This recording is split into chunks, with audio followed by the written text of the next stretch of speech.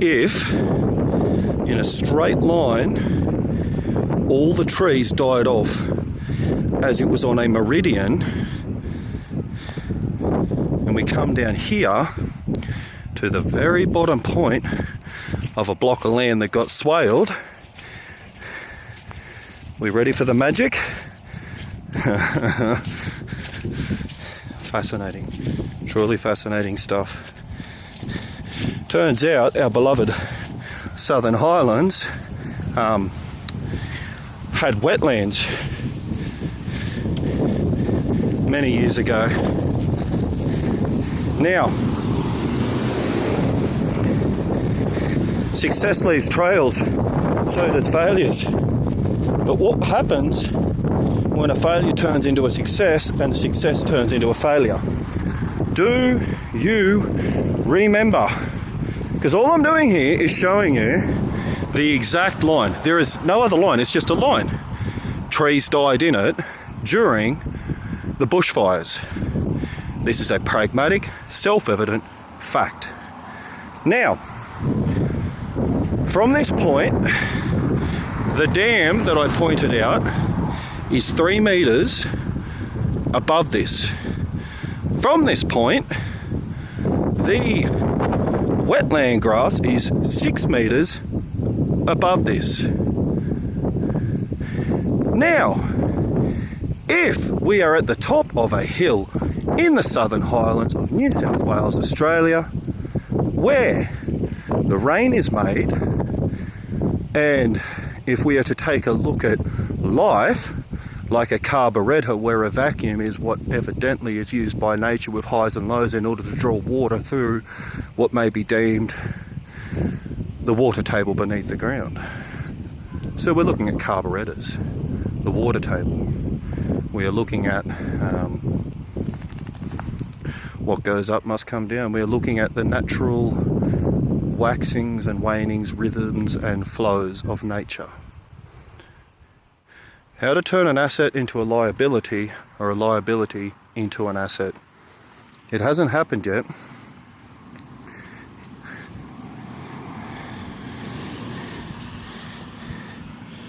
I have a prediction. This cheeky little bugger that was capped off all those years ago was the natural spring of those wetlands. Because it's funny how they disappeared. Once these swales went in, that got capped, the water table raised back up into this land 6, 7, 8 meters. That's why we have wetland water permanently. And I'd like to think that my words come to pass before this month is out. That is what has been responsible for the weather patterns or lack of. It was capped and I removed it. After removing that cap during the bushfires, 8 natural springs started flowing along this mountain range. That is Ngana's breathing hole. Now, I'd hate to think that the Holy Spirit, the water of life itself, is going to flow out of that hole at some point. But if there were wetlands here once upon a time on a permanent basis, what kept them alive? Was it the natural waxing and waning ebbs and flows of nature? Was it a water table that was 6 meters above this, which allowed that to naturally overflow? This is something that time is yet to tell. But I now know why I came to this farm. And it was to decongest a weather pattern problem. It showed its face during the bushfires. The day after we removed that cap, floods came. I know it sounds a hard stretch, but now we've had the rains, we can see it for what it is. Now that we've had these rains, there is no doubt that the lay of the land from the topmost point of this hill all ends up just here. The water table is filling as we speak, and what was once a liability, because that was capped, which stopped the ebbs and flows of the pressure differentiation within the earth for the weather itself to be able to draw water from beneath the surface to help create rain. I have a belief that very soon this will flow permanently once more. And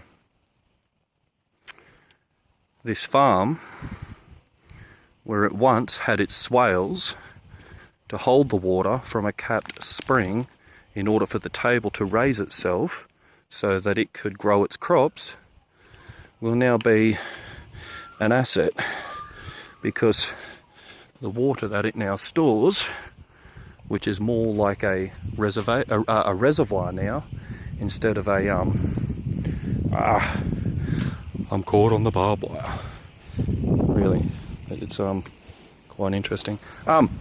Which is once a reservoir, once a liability and a water taker, will be a life giver.